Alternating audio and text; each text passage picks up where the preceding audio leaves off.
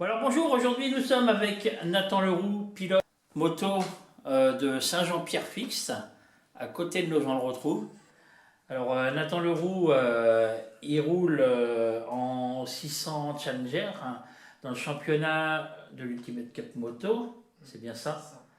Ça fait 8 ans que tu roules, hein, c'est 8 ans, ouais, ta huitième c'est ma année là. 8e année, ouais, en Voilà. compétition. Alors, est-ce que tu peux déjà un petit peu, pour les gens qui ne te connaissent pas, un petit peu nous parler de ton parcours, ce que tu as fait avant, un petit peu? Et avant que je commence vraiment la compétition, je faisais beaucoup de dirt. Et après, j'ai commencé en 125. J'ai fait 2 ans en 125 à Coupe Yamaha. Après, je suis parti faire le promo sport 400 pendant 3 ans. Et après, j'ai entamé le 600 pendant 3 ans. Là. Oui, là c'est ta troisième La année. troisième année en 600. Quel résultat est-ce que tu as fait depuis ton début en moto, en compétition? Mon tout début, c'était ma toute première course en 125. Mon tout premier résultat, je devais être dans les 30 ou 40. On était vraiment beaucoup, on devait être une soixantaine en 125, donc ouais, c'était vraiment mes tout débuts, donc j'étais loin. Alors, tu as commencé la compétition vis-à-vis de ton père, c'est ton père qui t'a donné, enfin qui t'a mis le pied à l'étrier? Oui, oui, c'est mon père. J'ai commencé sur une pocket. Et puis il m'a appris comme ça, petit à petit, avec une pocket au tout début.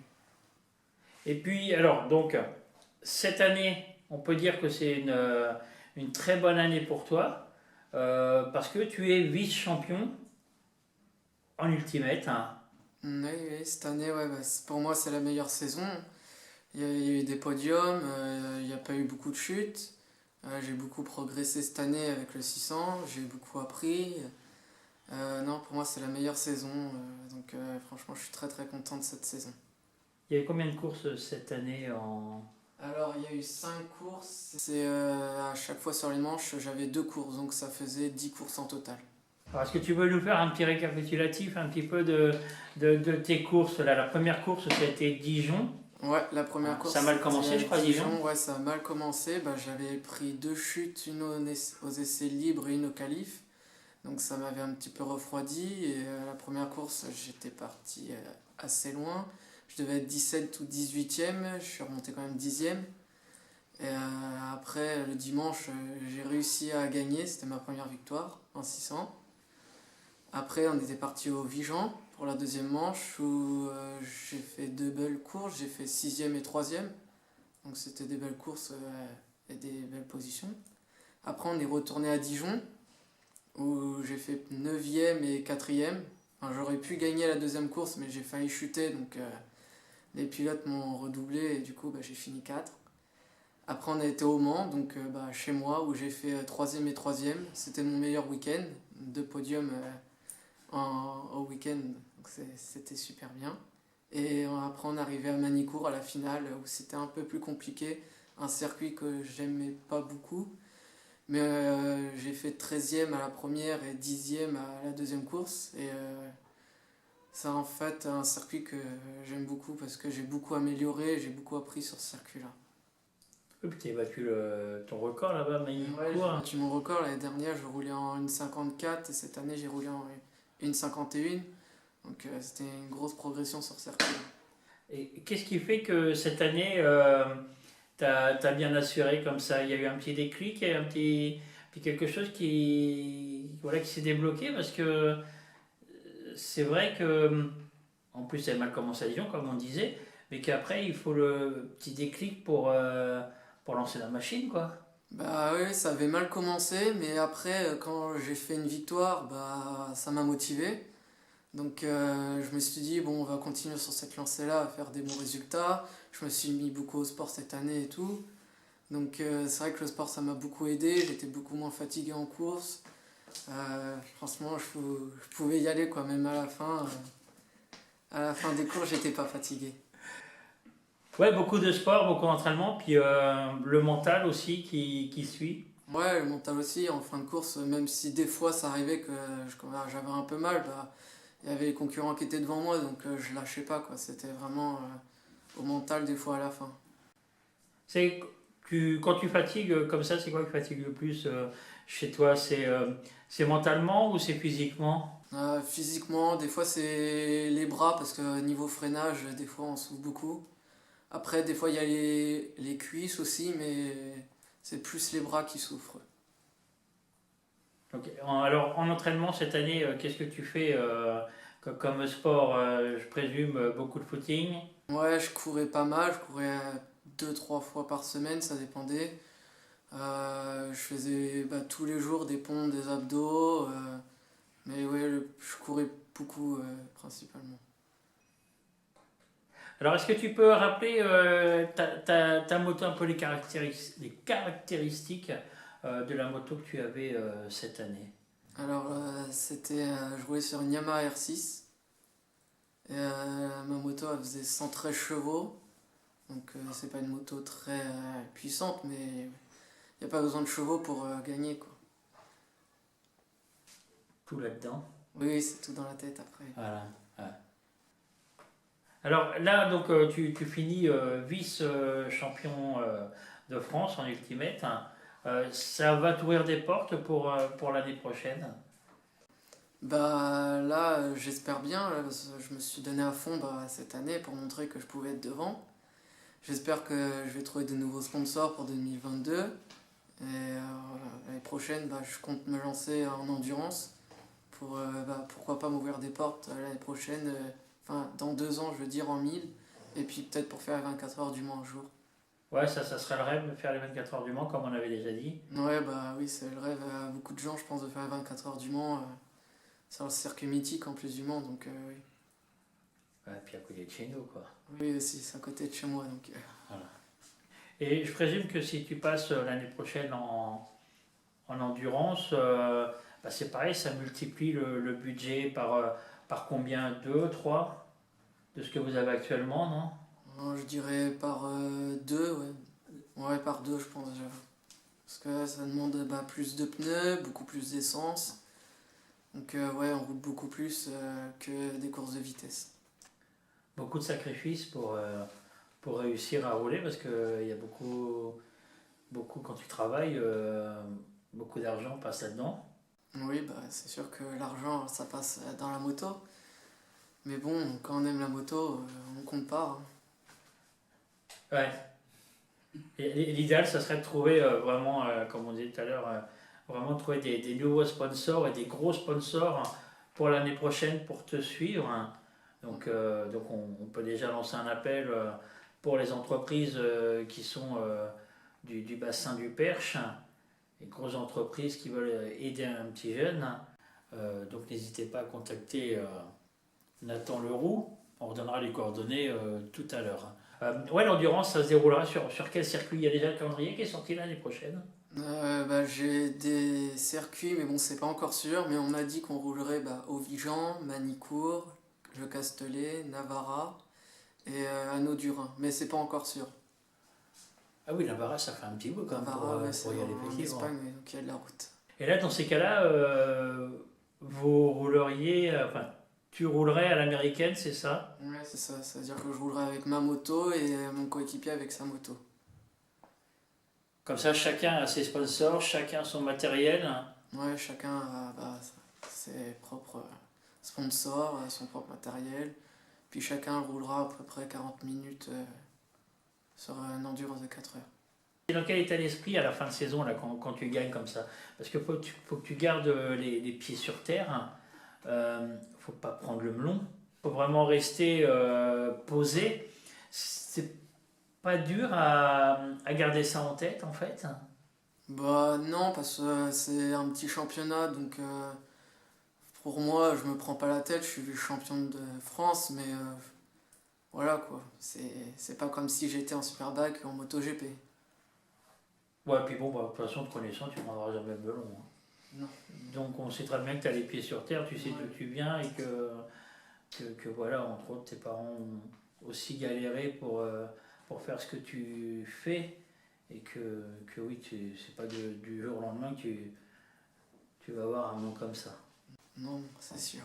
Faut compter combien pour une saison de moto comme ça? On peut dire le tarif en gros. Faut compter entre 15 20 000 euros, je dirais à peu près. Ah oui, c'est quand même conséquent, d'accord, hein. Donc, ah oui, d'où l'intérêt effectivement de trouver beaucoup de monde pour vous aider. On va aller frapper avec toutes les portes et puis on va aller demander de l'argent aux Nogentais, aux entreprises. Salut. Alors c'est le père de Nathan, le team manager, le mécano aussi, un petit peu Ouais, tout. j'ai fait beaucoup de choses. Alors toi tu suis, enfin c'est toi qui as mis le pied à l'étrier à Nathan. Oui. C'est pas un gaz empoisonné. Non, non, pas du tout. Voilà. Il me fait vivre ma passion, quoi. Et puis bah, lui, il vit sa passion et on est tous les deux à vivre ce qu'on aime, quoi, la passion moto, quoi. C'est ce que toi tu aurais voulu faire si tu n'avais pas eu ton accident, tu aurais bien aimé faire des courses de moto aussi. Oui, à 100%. C'est clair que c'est ce que j'aurais bien voulu faire aussi, ouais, quand j'étais jeune, quoi. Que j'ai pas eu l'opportunité de faire, mais bon, je le transmets à mon fils, voilà, quoi. Nathan prend la relève, même si j'ai pas pu le faire. Et c'est pas compliqué comme ça de lui inculquer voilà, les bases ou sur les circuits ou tout ça, parce que il est peut-être pas toujours réceptif à tes idées. Ah, Nathan, non, des fois, non, non, il écoute pas trop, des fois, il fait à sa façon. Ça passe, des fois, ça passe pas. Bon, bah, après, voilà, je veux dire, je mets des fois des points sur les i quand même pour lui dire que, voilà, on va faire comme ça sera mieux pour lui. Et, cette année, bah, il y a des moments où ça a payé, en étant persuadé que ça marcherait, bah, ça a payé cette année. Des fois, ça peut ne pas marcher, mais bon, faut essayer. Et puis, bah, voilà, quoi. Je pense que c'est pour ça aussi que cette année, il a fait un beau championnat. C'est que bah, il écoutait quand même un peu plus que d'habitude aussi, parce que des fois il écoutait pas trop. Il a mûri un peu. Il a mûri, oui, oui. Puis bon, le pilotage, comme on dit, pilotage, à force, c'est vrai que c'est amélioré. Et, bon, il a encore des choses encore à apprendre, mais c'est vrai que c'est différent de l'année dernière. Et puis la preuve, on voit au niveau des chutes, hein, cette année il n'a pas chuté comme l'année dernière, même si l'année dernière on a eu des soucis avec la moto, 2-3 fois. Là, il ne va pas spécialement chercher les chutes, il reste sur les deux roues, et puis même en course, je trouve qu'il s'est très bien débrouillé, parce que des fois il avait quand même du monde derrière lui, et il assurait bien, il ne se mettait pas de pression, il roulait. Je veux dire, non, non, c'était quand même beau cette année à voir. Bon, on le voit sur certaines vidéos, où, comme Le Mans, où où il y a eu des lives, je veux dire, tu voyais bien que Nathan pilotait vraiment avec sa tête, on va dire, pas que avec la poignée. Ouais, Et ça l'a vachement aidé, quoi. ouais c'est important hein, de ne pas faire n'importe quoi, pas être un chien fou sur la piste. Ouais, non, bah non, c'est clair que là, on n'est pas sur des petites machines qui roulent à 50 km/h non plus, hein. Je veux dire, l'erreur peut arriver, mais bon, c'est quand même des motos qui montent à plus de 260. Je pense que voilà, dans la tête, il faut quand même rester en se disant, on est des humains aussi, hein, on n'est pas des machines. Une chute peut être vachement très grave, quoi. Je veux dire, on a eu cette année, on a eu la preuve hein, au Mans encore, avec certains pilotes hein, qui sont partis à l'hôpital. Hein. Voilà, non, ça reste quand même des motos c'est dangereux, quoi. On va dire que voilà, quoi, ça reste un sport très dangereux et il faut éviter d'aller chercher les ennuis, on va dire. Et voilà, quoi. C'est la moto, quoi. Ouais, puis c'est vrai que comme on dit, c'est quand même un jeune qui a quand même la tête sur les épaules, hein, qui fait pas n'importe quoi, donc aussi bien avec toi que sur la piste. Hein. Et voilà, même si de temps en temps il n'écoute pas toujours, voilà, c'est vrai qu'il fait pas non plus n'importe quoi. Non, non, bon, après, Nathan, il a quand même 22 ans maintenant, on sait plus, voilà, quoi, il a commencé, il avait 14-15 ans. Je veux dire, entre 14 et 22, maintenant, tu as une grande différence quand même, tu vois qu'il est mûri. Maintenant, il sait que voilà, il y a des endroits, il ne va pas aller doubler, il va attendre pour doubler, il va regarder, il va observer devant lui ce qui se passe. Qu'avant, souvent, bah, c'était plus on y va, et puis bon, bah, on arrive vite à la faute, que là, non, non, c'est quand même c'est plus mûri, quoi. Je veux dire, là, même ses dépassements et tout, on peut voir que des fois, c'est vrai que c'est vachement propre, quoi. Il fait pas peur à l'autre pilote, c'est vraiment, non, c'est quelque chose de réfléchi, on va dire. On peut dire qu'au bout de 8 ans, c'est déjà une belle carrière malgré tout, depuis tes débuts en compétition. Donc c'est vrai que maintenant, ouais, t'es posé et puis tu peux déjà dire que tu es un vrai pilote, hein. Bah, en 8 ans, oui, parce que j'ai beaucoup progressé. Bon, j'ai mis du temps à apprendre pas mal de choses, mais j'ai réussi et tout. Donc oui, en arriver là, c'est sûr que je suis très content. Et j'espère que si je passe en 1000, bah, j'ai encore plein de choses à apprendre, c'est sûr. Mais je vais y arriver. L'idéal, c'est que tu passes en 1000, il faudrait que tu puisses trouver un coach pour t'aider, ou ton père continuera à t'aider en passant en 1000. Parce que des fois, c'est pas un petit manque de ne pas avoir vraiment un coach qui te montre certaines choses, ou pas du tout. Bah, c'est sûr que mon père sera toujours là pour m'aider, mais après d'avoir un coach t'expliquer d'autres choses que toi tu vois pas, c'est toujours bon à prendre. Donc ouais, pourquoi pas. Puis tu l'écouteras peut-être mieux, non? Oui, bah oui, c'est sûr. Ouais, parce que des fois, je pense qu'il y a un petit peu des petits conflits. Bah oui, des fois oui, parce que t'en as un qui est pas d'accord, l'autre non plus, donc... Bon, eh ben, c'est parfait tout ça. Alors, on peut rappeler, avant de se quitter, le petit appel aux sponsors, hein. Voilà, que s'il y a toujours des personnes qui veulent te sponsoriser, on peut te contacter sur ta page Facebook, hein, Ouais. Nathan Leroux, Team Slider 28. Team Slider 28, hein, Thierry Leroux, le père, hein. On peut aussi passer par le Perche Web, hein, et moi je transmettrai. Qu'est-ce que tu veux rajouter d'autre à la fin? Oui, bah, je voudrais remercier tous mes sponsors qui m'ont aidé pour la saison 2021. Sans eux, voilà, ça serait compliqué. Donc un grand merci à eux pour m'avoir soutenu cette année. Heureusement que c'est vrai qu'il y a des petites entreprises qui te donnent des petits chèques comme ça. D'ailleurs, on se rend compte que souvent les petites entreprises aident plus les jeunes que des grosses entreprises qui viennent s'implanter dans les villes, Ouais. qui elles s'en foutent un petit peu. Et il faudrait changer la donne là, et ça serait bien de trouver une grosse entreprise qui donne un beau petit chèque. Mais c'est vrai qu'heureusement qu'il y a des petites entreprises qui donnent. Ouais, heureusement que les petites sont là. Moi j'ai beaucoup de petites entreprises. Les gros, bah, ils aident pas. Donc heureusement que les petites sont là. Ça m'aide beaucoup pour ma saison. Tu les as en tête, les sponsors, pour les nommer, ou pas du tout? J'en ai quelques-uns. Oui, donc alors je remercie tous mes sponsors oui, donc, de nos gens Lotro. Où il y a RX4 France Combinaison, Autoplus 28, Chaussures Cantares, Alliance, Delobert, Coccinelle, Daniel Moquet, Goupil Formation, Électricité Grasto. Il y a la miroiterie nogentaise, Yves Rocher aussi, l'Action républicaine, Fenêtre Le Rénov, Au Bouquet, Imprime 28, LJ Automobile, Le Perche Web TV, AMPS 49, Team Slider Endurance, Le Neveu Michael, la plomberie et chauffage, Crédit Agricole et RM Power aussi. T'as tout dans la tête, hein?